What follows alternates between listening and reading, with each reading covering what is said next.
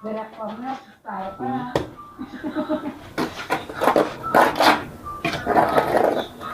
Yan. Kakalat nyo lang yung mortar nyo. Pakapitin nyo muna siya dito sa siguradong kapit na kapit sa rito. Simento.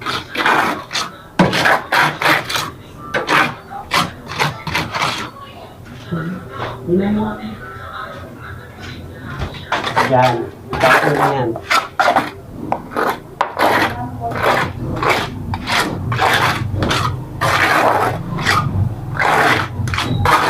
Kita mo yung mga linya ng dugtungan ito, tsaka ito. Kaya dapat, yan yung guide nyo, dapat magkakatugmayan. Pati dun sulok. Kaya natin sinukat kanina doon sa isang buong tiles ito. Yung fairness niya.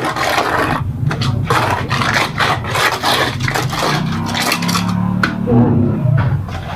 Tapos, tambahan nyo ng ano. Maganda dito sa floor, hindi ganong malambot. Tingnan nyo ito, malagkit. Yung ano natin, mixture. Dito hindi na natin kailangan ng tawag nito. Hindi natin kailangan nung notch trowel. Yung notch trowel natin. Yung iba gumagamit ng dry pack kahit sa lababo, kaso ako. Pagka manipis lang, hindi ako gumagamit ng dry pack. Ganyan lang. Gumagamit ako ng dry pack sa flooring. Yung may mga minimum na 1.5 hanggang 2, hanggang kahit 4 pa na kailangan na ano, mortar. Doon ako gumagamit. Sa mga ganito, hindi na. Oh.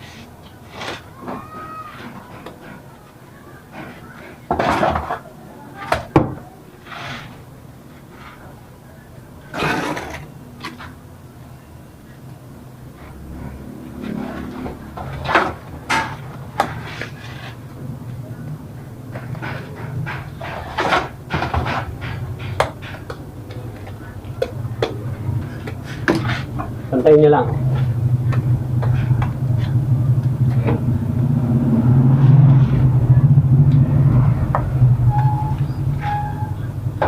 Tapos kahit ito na lang yung pangawit nyo. Yan.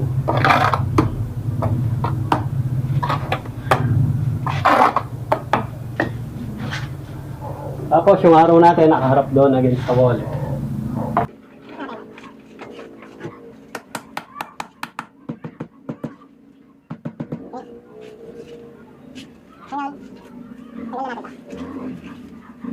Gamit tayo ng rubber mallet. Tsaka itong ating ano, level bar para makita natin. Yan o, konti lang. Nagpapababa siya dito. Dito. Papababa din dito sa harap. Kung wala kang level bar, dahil naka-level house na yan, pwede nyo gamitin to. Kung anong sukat niya rito, dapat ganun din dyan. Paikot. Kasi levelado naman yan. Pwede natin maging guide yan. Kung wala kang bar level.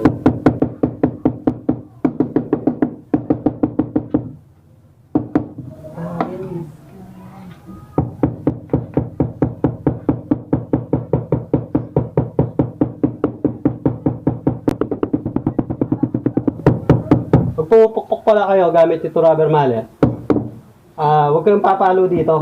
Dito, huwag nyo papaluin yan. Dahil malulutong yan, mababasag.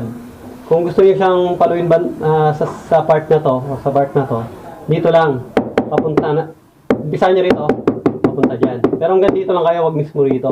Yan. Yan. Kita nyo? Yan, levelado na siya. Levelado na dito, level nyo rin siya dito. Gamit din ito, papababa siya dito.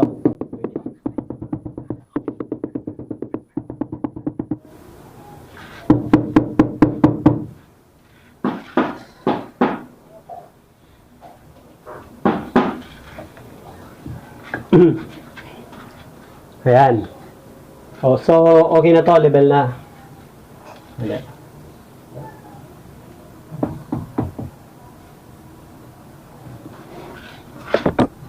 Yan, okay na. Pakita ko lang.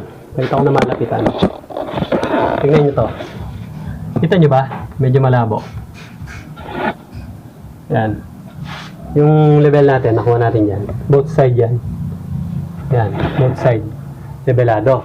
Tapos, itong ano natin, grout line natin, o yung guhit ng ano, dugtungan. Ayan, di ba? Sakto.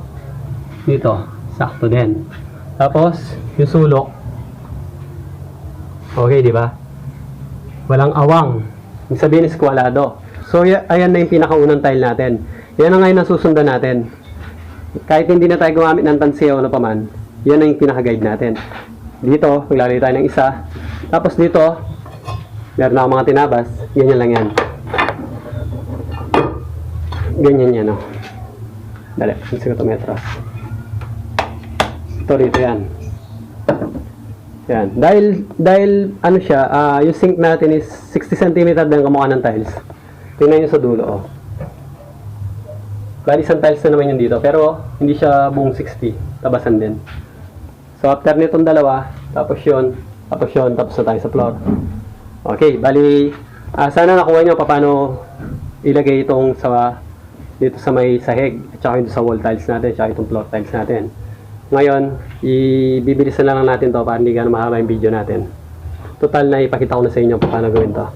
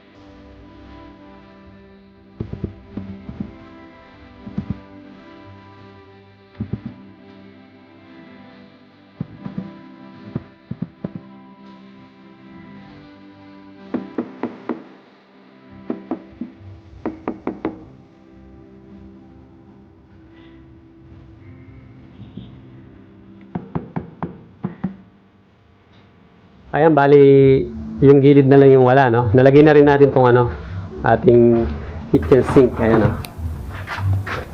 Paglalagay nito, no, dapat flush lang or mas maganda, mas mababa pa ito ng konti. Para yung tubig, hindi mahuhulog, hindi babalik lang. Ayan. Igagrout natin to, paikot. Kaya, mahalaga na meron siyang ano dito. Hindi siya 0-0. Kasi kung sinero-0 ko din yan, hindi ko rin mapapasok to kasi ito, eksakto siya 60. So kung 60 rin siya, hirap na siya. So sakto-sakto yung ano niya, allowance niya.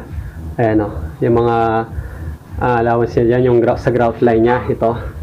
Ito nyo, naging allowance niya rin dito, magkabilaan. Kung 0-0 siya, hindi natin ito mapapasok na mabuti. Yan, pit na pit siya, sakto-sakto siya. Ayan, ganda na. So inside na lang. Pero bago yung ilagay yung side, gagamit tayo nitong aluminum tile trim. Yan, aluminum yung gagamitin natin, hindi plastic. Dahil yung plastic nababasag. Ito, mas matibay. Pero mas maganda, lagyan muna to ng semento sa loob. Para ano naman siya, mabagsakan man, hindi siya mayuyupi. Dito na lang, sidings na lang gagawin natin, paikot. Tapos na tayo. Huwag yung sanang ulan, medyo makulimlim lang. Pagpatuloy na natin to.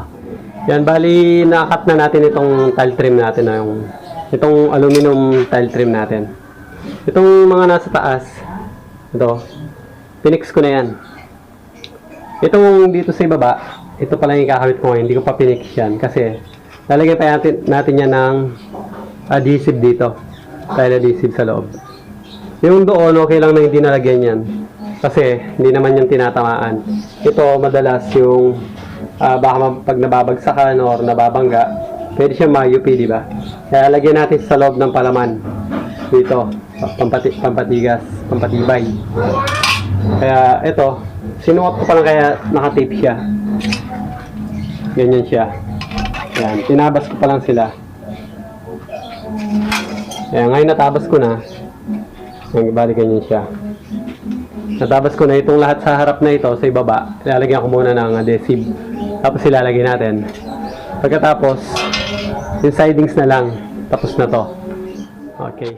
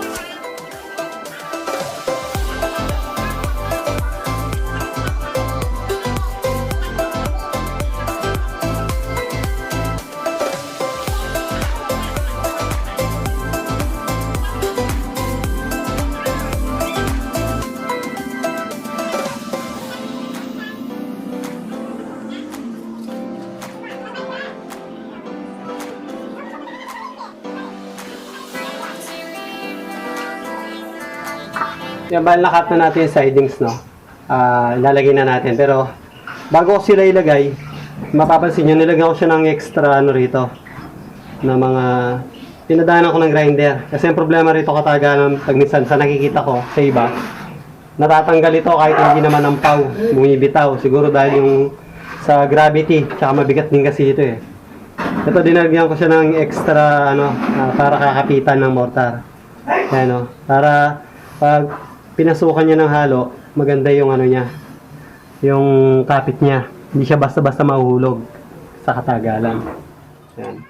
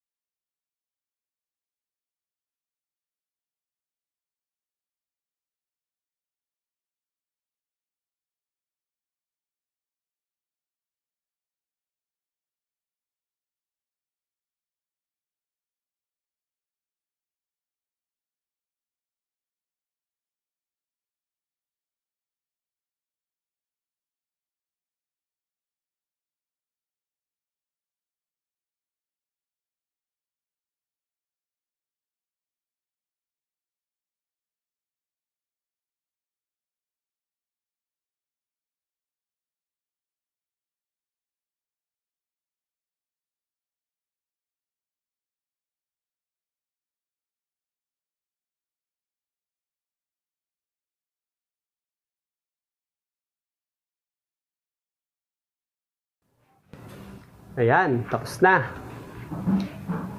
Tingnan natin ang malapitan. Ito nga pala, pag hindi kaya ng tape, tukuran nyo sa ilalim. Ayan, tinukuran ko lang. Ito yung tile trim natin. Ayan o. Ayan siya. Paikot yan. Yung tile trim, paikot dito. Yung size nga pala nung kinat natin dito sa ano natin, sa ibaba is 10 centimeters. Yan. Almost 4 inches. Yan, kagandahan lang siya. Tapos dito, miniter cut ko na lang. Oo, kinantomesa ko ito. Tapos grout na lang yan. Para pangit naman kung tumbok-tumbok lang, di ba? Ganyan lang ang ginawa natin dyan. Pag nag-grout yan, bibilugin natin ng konti. Okay na yan. Ayan, no? Para siyang ganda ng kulay din. Para siyang tiger. Ayos. So yung mga kabahay, no? Natapos na natin yung ginawa natin tutorial. Sana nakatulong ito sa inyo. Lalo sa mga gusto mag-DIY sa mga bahay-bahay nila. Pwede nyo subukan. Sana kahit papano, nakatulong itong video na ginawa natin. Salamat sa patuloy na sumusuporta sa ating channel. At yung mga bago pa lang nga dito na mga nanonood, kung interesado ako sa mga ganitong klase ng content, mag-subscribe ka na rin. At hit mo yung notification bell syempre, para lagi kang updated sa mga susunod pa natin mga video. Marami pa tayong gagawin mga ganitong klase ng content, tutorial at kung ano pa related sa ganitong trabaho. Hanggang dito na lang muna. Bukas, papakita ko sa inyo paano natin ito i-grout. Patutuyin muna natin ng konti. Okay?